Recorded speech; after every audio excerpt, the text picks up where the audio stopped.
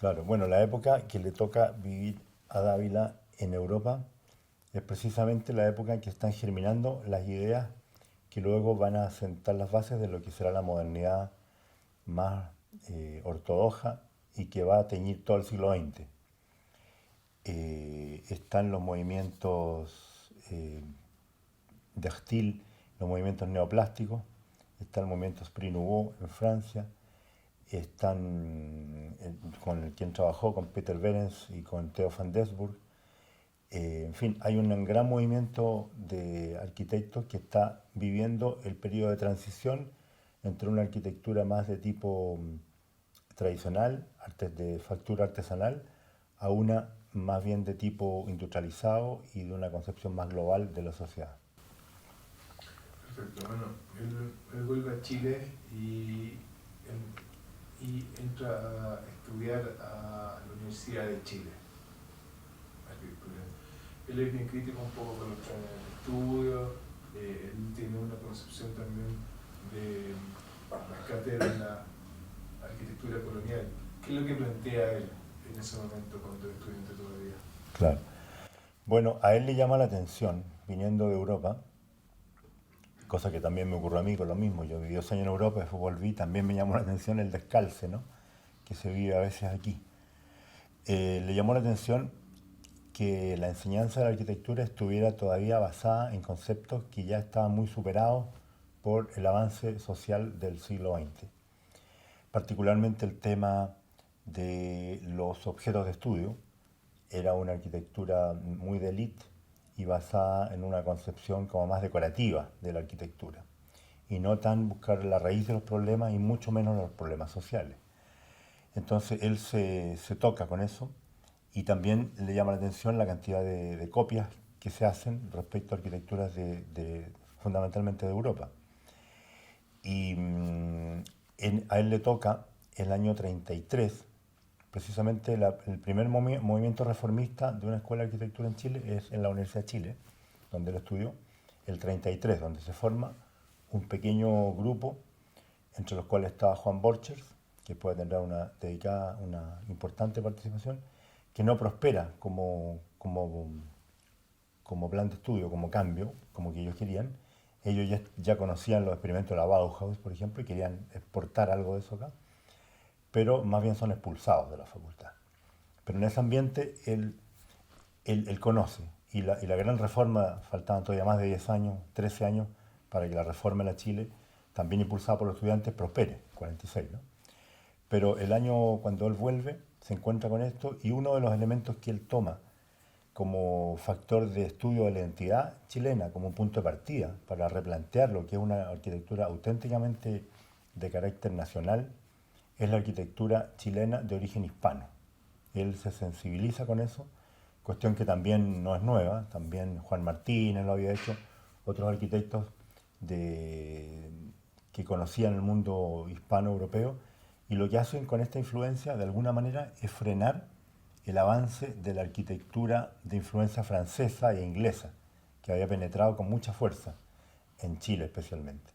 Entonces ellos reponen como diciendo, no, lo auténtico nuestro son nuestras raíces hispanas.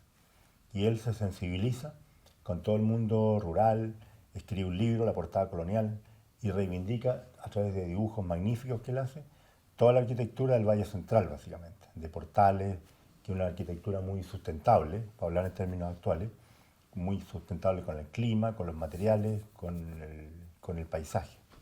Su tesis tiene que ver con eso un poco. Así es. Bueno, posteriormente él vuelve a Europa por un concurso, por una beca que se gana. ¿En qué consiste este concurso que él se gana y la beca que lleva a Europa? Claro, el concurso tiene como primer premio una viaje estadía en Europa, que se hace en barco como en aquella época, y una estadía larga, que él prolonga, y en la cual tiene la oportunidad de entrar en contacto directo con las vanguardias. Ya él no es un estudiante secundario como antes, sino que un universitario con título, y por lo tanto se dirige a aquellos lugares donde él tiene conciencia de que se está desarrollando la arquitectura de vanguardia y por eso va y se dirige al taller de Le Corbusier. No hay un antecedente claro de por qué él vive esa aparente contradicción entre el interés por la arquitectura de tipo colonial, hispano, chileno, y por otra parte el contacto con las vanguardias. Pero sin duda él mantuvo en toda su vida ese doble interés y lo trató de compatibilizar en algunas obras, cosa que no es raro. Hoy día es muy común que arquitectos en el desarrollo del ejercicio profesional intenten conciliar aspectos aparentemente opuestos, ¿no? Es una tendencia muy... Probablemente en esos tiempos era más difícil visualizarlo porque se trataba a veces de opciones estilísticas un poco diferentes, como lo vamos a ver cuando analicemos el Cap Ducal. Pero él efectivamente mantiene ese interés, pero se va a vincular con aquellos actores del siglo XX que están protagonizando los cambios más fuertes en materia de enseñanza, en materia de replanteo de la disciplina, la arquitectura, el arte, el diseño, ¿no? Todas las artes visuales. Y así fue como se interesa con Theo van Doesburg, con la Bauhaus, con De Stijl y finalmente con el taller de Le Corbusier. ¿Cómo llega a trabajar con Le Corbusier? No tengo ese dato preciso cómo fue el contacto. Lo tengo con otros, pero con él no sé. ¿Y cómo es su experiencia con Le Corbusier? La experiencia fue muy buena. Él trabajó con Le Corbusier menos años que lo que hicieron Emilio Duarte o otros latinoamericanos como Rogelio Salmona, pero fue intensa, ese tiempo que estuvo fue intenso y él cosechó una amistad con Le Corbusier que le permitió luego validar su trabajo en Chile, ¿no? Se usaba mucho la validación de una figura internacional como era Le Corbusier, que estaba rompiendo esquemas desde sus primeras obras. Manifestó un interés por la obra de Dávila, especialmente la de Viña del Mar, y mantuvo un contacto epistolar y luego le hizo un proyecto, ¿no? Que lo vamos a ver pronto, le hizo un proyecto para una ampliación de una casa tradicional que tenía Dávila en el Santiago Poniente y que también aquí se manifiesta esa dualidad entre una arquitectura de tipo tradicional y un objeto moderno, contemporáneo, que Le Corbusier le propone para instalarlo sobre la casa como haciendo un contrapunto entre tradición y modernidad. Ahí habría que indagar en su historia familiar, ¿eh? Yo creo que puede venir por su origen diplomático, padres de origen diplomático, mucho viaje, mucha conciencia social. Su hermano también es arquitecto y su hermano, que es un actor olvidado en la historia de la arquitectura chilena, pero él también tiene una destacada participación y más bien en el mundo de la vivienda económica. Hay un conjunto cerca de la Norte-Sur, en el límite entre las comunas San Joaquín y la que está enfrente, que lleva el nombre del hermano de Roberto de la Cárcel. Un conjunto de vivienda económica muy importante, muy interesante, y se ve que familiarmente ellos tenían esa vocación. Entonces él se siente llamado a vincularse a través de la docencia de la Universidad de Chile, a transmitir lo que había aprendido en Europa y a tratar de dejar un legado, ¿m? A través de los proyectos que él dirige, a través de los estudios que hace, los seminarios, los dibujos, ¿no? Él es un gran dibujante y hace una investigación sobre la arquitectura tradicional chilena. Recorre los valles centrales dibujando. Bueno, hay que pensar que en esos años en Europa se vive el periodo entre guerras, ¿no? Entre la Primera Guerra, que ahora celebramos 100 años, el 14, y el 38-40, que termina el 45, es un periodo de Europa devastada por la guerra, en lo cual los planes de reconstrucción, no solamente de ciudades, sino que de viviendas, de barrios, es el tema central, el tema que ocupa a Europa prácticamente la primera mitad del siglo XX. Y por lo tanto, muchos de los trabajos de los vanguardistas tienen que ver con la reconstrucción y el replanteamiento de la vivienda social y el tejido urbano destruido. Entonces, obviamente, todos los arquitectos chilenos que están en esa época, en Europa, desde Juan Martínez, Dávila, Duarte, un poco después, se sensibilizan con el tema de la arquitectura de interés social. Y algunos con más suerte que otros llegan a plantear algunos proyectos. Su hermano, por ejemplo, creo que es más exitoso en esa área, aunque también es una arquitectura un poco más anónima, que la de Dávila, que le tocó más bien pasar a la historia por los proyectos como los que vemos que no son sociales precisamente, ¿no? Pero que son más bien de otro perfil social. Bueno, cuando él vuelve, la arquitectura que se hace todavía está en un estado de una arquitectura que llamaríamos de transición. Con Manuel Moreno llamamos un periodo de transición entre el 20 y el 30, donde aún están presentes todas las ideas de la arquitectura tradicional, la estilística, la arquitectura de élite, la arquitectura que piensa más en la fachada y en los ornamentos que en el sistema constructivo, que en la espacialidad, que en la luz, que en la adecuación al clima. Y los únicos que están haciendo arquitectura de vanguardia, que se están plantando de otra manera, son Sergio Larraín, que también había estudiado en Europa y que también vuelve con esta carga, ¿verdad? El otro es Juan Martínez, que también vivió en España, en Europa, pero particularmente en España y en Sevilla, donde estuvo a cargo de la construcción del pabellón de Chile en Sevilla, el 27, del 27 al 29. Y luego llega y hace el concurso, gana el concurso de la Escuela de Derecho de la Universidad de Chile, que precisamente es uno de los primeros edificios que es un nexo entre lo tradicional y lo moderno. Un edificio que tiene aspectos de modernidad muy fuerte en espacialidad, pero tiene muchos elementos atados a la monumentalidad clásica. Entonces en ese ambiente llega Dávila, donde la ciudad, la fisonomía de la ciudad es una ciudad tradicional, una ciudad de matriz europea, de fachada continua, de arquitectura de estilos. Se hace mucha arquitectura de barro. Todas las manzanas de los centros de las principales ciudades son de barro, con madera, y las fachadas son de ladrillo, con ornamentos estucados, a imitación mármol, imitación piedras de cierto valor, pero que en definitiva son fachadas que no se hacen cargo de la tecnología del conjunto del edificio. Y esa arquitectura es la que ha tenido finalmente un muy mal comportamiento frente a los sismos. Bueno, yo diría que de los reformistas, donde está sin duda la figura de Dávila, Enrique Guevara, Juan Borchers, ellos tienen en su pasión juvenil el interés por renovar las bases de la arquitectura chilena que se está haciendo, que la sienten totalmente descomprometida con la realidad social, con el paisaje y con las condiciones materiales del país. Y ven una arquitectura impuesta y una arquitectura que no dice relación con la realidad cultural del país.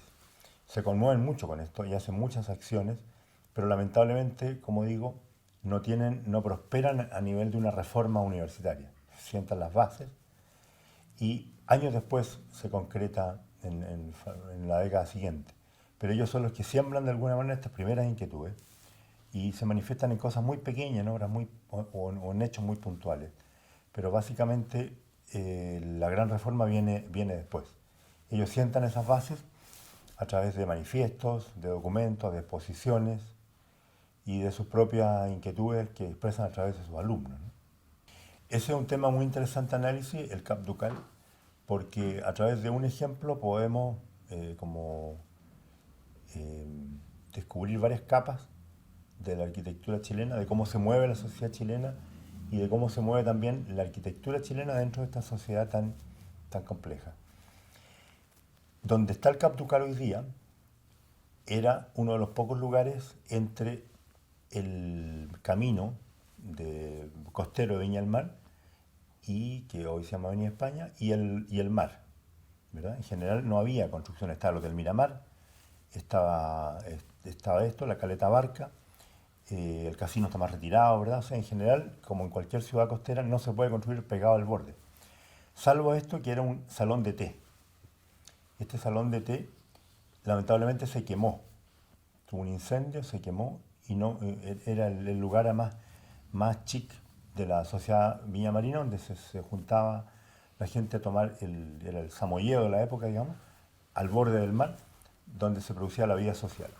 Era con pérgola, semiabierto, con vista al mar, frente a los roqueríos, un lugar realmente espectacular. Se quemó, cambió de dueños y los nuevos dueños, Domingo Tocornal, decidió hacer un concurso privado por invitación para hacer rehacer el mismo proyecto un poco mejor y con materiales obviamente no inflamables, con hormigón armado. Entonces invita a Jorge Arteaga, que después fue socio de Sergio Larraín, invita a Costabal y Garafurich, que eran grandes arquitectos de Santiago, muy connotados, y que también hicieron obras en la quinta región, y a Roberto Dávila, este joven que venía con ideas nuevas desde Europa. Y hacen el concurso, y lo curioso es que el terreno seguramente y el encargo era tan espectacular que los arquitectos, con tal de tener más opciones y de evitarse perder este concurso tan atractivo, se presentan con varias opciones, pero las opciones son estilísticas. Es decir, es un mismo programa, un mismo edificio, una misma localización, los mismos requerimientos técnicos y de vista, etc. Sin embargo, van envueltos, por así decirlo, en alternativas diferentes. El mismo Jorge Arteaga presentó dos alternativas, también de distinto estilo. Y Roberto Dávila fue más allá y presentó 4 estilos que están aquí, que una es en estilo colonial español, haciendo alusión a lo que había al Palacio Presidencial, que está en Cerro Castillo, ahí cercano, como tratando de hacer una alusión a aquello. No sé si después se puede ver o después te lo enfocan bien. Eso. Después hace otro en estilo Tudor, como más inglés, ¿verdad? Con la arquitectura de ladrillo y con madera formando verticales y diagonales. Y hace también en estilo veneciano, hace una propuesta de estilo veneciano con un torreón parecido al de la Plaza San Marco, con arcos venecianos, que él después repite en la Casa Flores, tiene unos arcos venecianos ojivales. Y finalmente lo que se llama Streamline o Art Deco tipo buque, que es la que finalmente gana. Pero seguramente si él hubiera ganado, que es esta, ¿no? Con esta es la que gana. Pero seguramente si el concurso lo hubiera ganado con alguna de las otras opciones estilísticas, seguramente ese edificio no habría pasado a la historia, o por lo menos no a la historia de la arquitectura moderna. Habría pasado seguramente con algún edificio, como cualquiera de los edificios eclécticos de Viña del Mar, la misma casa presidencial o todas las casas de recreo, en fin, de Agua Santa.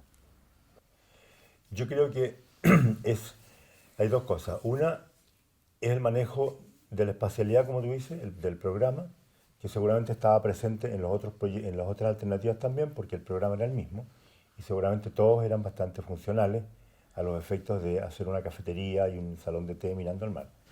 Seguramente estaban todos bien resueltos en términos de la relación con la cocina, los insumos, en fin, la basura, etcétera. Seguro estaban bien resueltos. Este tuvo la particularidad, además de aquello, de que era en hormigón armado y estaba muy bien trabajado y muy bien expresado el hormigón armado. Un edificio que realmente, de los primeros edificios de hormigón armado, una técnica que todavía no se manejaba muy bien en Chile, hasta los años 30, digamos. La arquitectura tradicional se sigue haciendo en ladrillo y algunos en metal, sin soldadura, pero el hormigón armado es uno de los primeros edificios y con el desafío de hacerlo además frente al mar en un roquerío. Ese es un buen aporte. Y el tercer aporte, que quizás es lo más importante y que quizás fue por lo que fue premiado y por lo que ha trascendido, es por las imágenes que evoca el edificio. El edificio evoca imágenes navales, ¿verdad? Y hay que pensar que en esa época, en los años 30, parto antes, cada época histórica tiene sus íconos formales que van llevando como el pensamiento, van tensionando el pensamiento y la sensibilidad de una época. Hoy día es la computación, son todos los íconos del iPad, el iPhone, toda la alta tecnología comunicacional y que tiene que ver con telefonía, internet, es la que de alguna manera está tensionando para que, como objetos que una sociedad valora y que le da valores no solamente simbólicos desde un punto de vista morfológico, sino también desde un punto de vista de prestigio social. Y en ese momento eran los transatlánticos. los grandes buques. Ese era como el icono de la modernidad.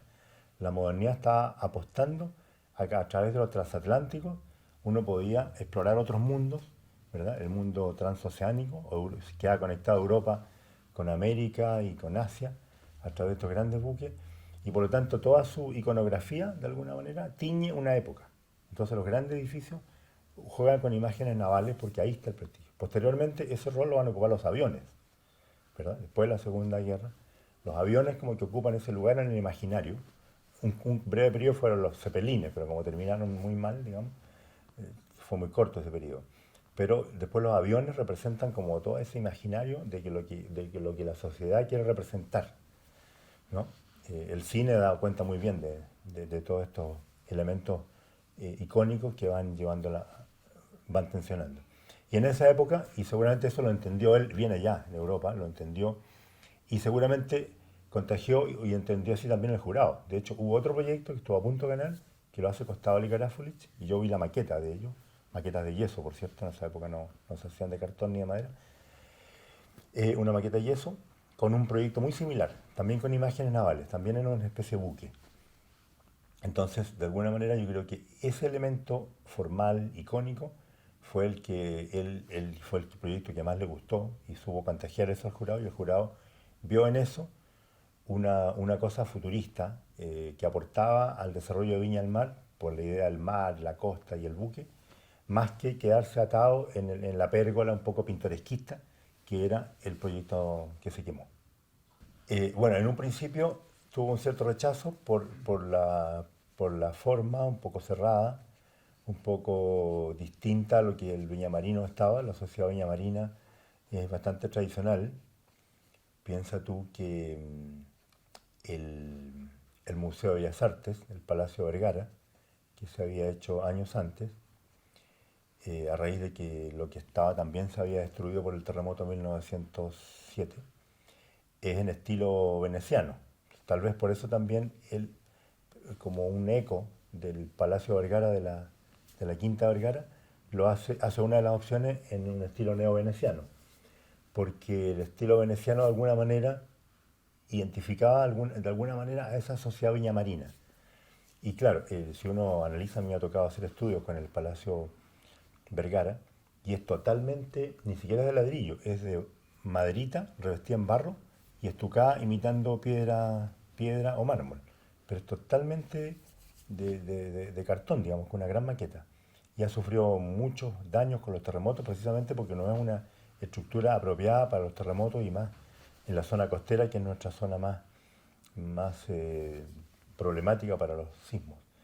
Entonces, él de alguna manera hace un edificio que va contra todos los palacios Rioja, todos los palacetes de Viña son de estilo.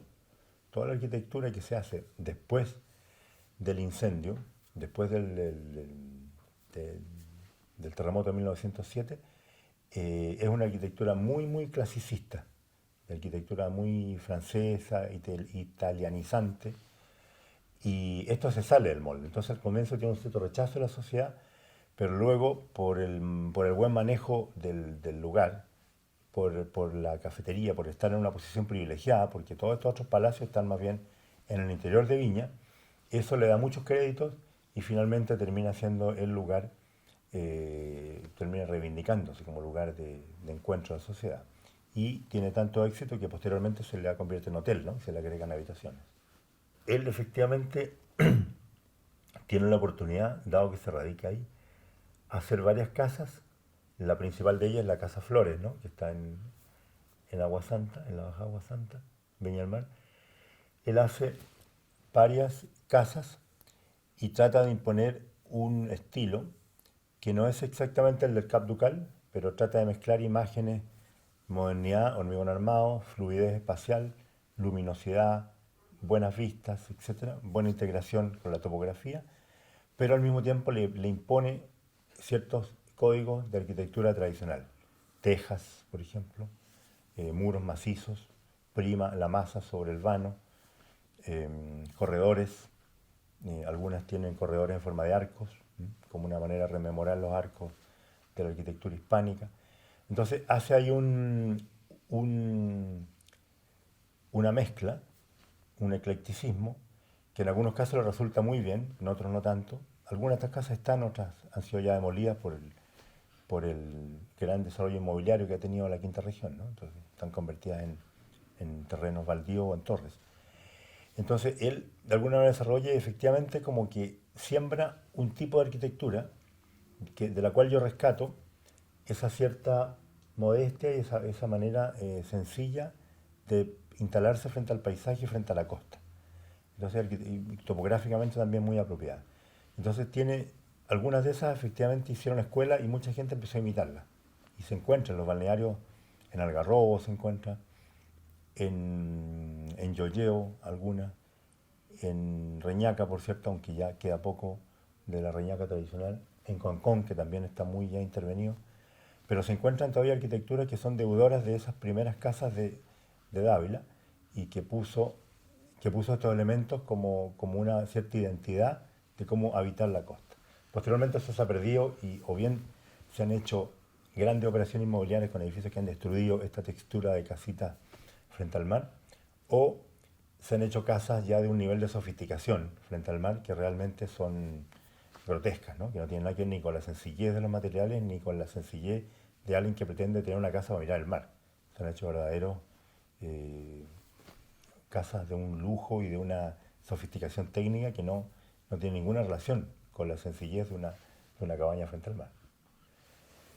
Yo creo que la particularidad es la fluidez espacial entre el interior y el exterior, la posición, que toma magistralmente una curva en planta y una curva en corte, porque la calle baja ahí, y la combinación de estilos, porque también estilísticamente una muy compleja, ¿no? Muy mezcla estilos neocolonial con un poco de neoveneciano, con ventanas ojivales y un balcón que recuerda un poco a los balcones de Lima, más que a la arquitectura tradicional de Chile. Esas tres cosas llaman la atención. Ahora, desde el punto de vista de su posición, del manejo del programa, es una casa bastante interesante y bien estudiada y con buenos espacios, al punto que luego que dejó de ser casa ha pasado a ser una institución, ¿no? Hoy día entiendo que es de la Universidad Viña del Mar. Entonces tiene una casa que la generosidad de los espacios, la secuencia de espacios, la manera como está implantada, ha permitido que los recintos de uso doméstico se transformen también en recintos de uso institucional. Y haya resistido bien ese paso, la casa está bien. Pero claro, tiene muchos tics, muchos elementos formales que hablan poco de la modernidad. Tiene elementos muy mal resueltos, como en la escalera de ingreso, ¿no? Aquí está la fachada principal, este muro de contención que escalona, y aquí está este pórtico que crea una sensación de intimidad y una doble espacialidad, interior-exterior, que es lo mejor de la casa. Aquí están los dibujos originales de él. Esta simetría, este espacio que da a la esquina. Aquí están los espacios de estar, es el living comedor. Pero lo que está muy mal es como indica esta escalera, ¿no? Una escalera de tipo monumental que se curva y que acá la curva choca contra un muro, ¿no? O sea, si alguien intentara bajar por ahí, se chocaría contra un muro. Son detalles de tipo formalista, digamos, que son de una arquitectura que no se condice con la arquitectura moderna. Aquí están los planos y los dibujos de él.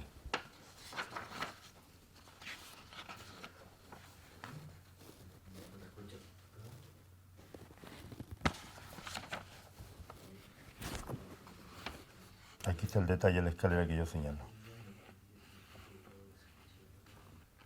Bueno, él es uno de los, ese título no se lo va a quitar nadie, uno de los pioneros de la arquitectura moderna en Chile, por el rol que ejerció tanto en sus primeras obras que hemos comentado, como en lo que transmitió a sus estudiantes. Él le correspondió esa oportunidad histórica de hacer de puente entre lo que estaba ocurriendo en Europa y lo que ocurría en Chile, y por lo tanto hizo de ese puente, y están sus obras para manifestarlo. Y lo segundo es su rol como docente, que fue fue tan importante. Cuando yo entré a la facultad él tenía taller, pero yo no, era muy chico, no lo veía pasar nomás, no fui alumno de él. Pero le tenían un respeto y le decían el maestro Dávila porque tenía esa capacidad de irradiar aquello que irradia a los maestros, ¿no? No era relación alumno-profesor, sino maestro-discípulo, la que él era capaz de generar. Hacía largas tardes de trabajo en su casa, a tomar el té con los alumnos aquí en la calle Catedral, y también dedicó a los estudiantes una cosa muy linda que también es poco conocida, que es un decálogo. Un decálogo que son 10 consejos, por así decirlo, o 10 ideas para que tomen en cuenta los estudiantes de arquitectura en el desarrollo de su arquitectura. Roberto Dávila, al final de su carrera como docente, dedica un decálogo a los estudiantes de arquitectura de la Universidad de Chile, donde da consejos para su actuar. Y lo interesante de esto es que la mayoría de ellos no ha perdido vigencia y más bien se sitúa en el ámbito no solamente del consejo técnico ni paternalista, sino que también se interviene en el ámbito ético. Dice así: incitación a los jóvenes arquitectos. 1. Tengan la máxima curiosidad intelectual y artística. Procuren ver y conocer lo más posible. 2. Al proyectar sean valientes, audaces en sus ideas y luego pacientes y razonadores para desarrollarlas. 3. No se dejen intimidar por los fracasos primeros. Piensen que aquellos que ustedes más admiran rara vez empezaron con grandes éxitos. Estos han venido después, y generalmente los mejores en un principio han sido sobrepasados por quienes poseen cualidades morales que jóvenes menospreciamos, tales como la constancia, la humildad y la modestia. 4. Tengan fe en sí mismos, perseveren y no se consideren ni muy poca cosa ni prodigios. 5. Tengan su ideal propio de belleza y al logro de ella dobleguen las técnicas y los medios materiales para lograr sus visiones, no al revés. 6. Tienen en Chile entero una hermosa arquitectura del pasado, en ella inspírense. 7. Piensen que tienen por misión hacer la obra de Dios, el paisaje, más hermosa, embelleciéndola siempre con obras útiles a todos, aportándoles felicidad. No olviden aquello de que una cosa bella es una alegría para siempre, y denle a su tierra una arquitectura propia, genuina, conscientes de que así contribuyen dentro de su esfera de acción a formar patria. 8. Tomen su oficio con vocación, ejércenlo como un apostolado. 9. Tienen a su servicio las técnicas más avanzadas, que todo lo pueden. 10. Cuentan con la juventud de sus cuerpos y de sus espíritus, que todo lo arrolla.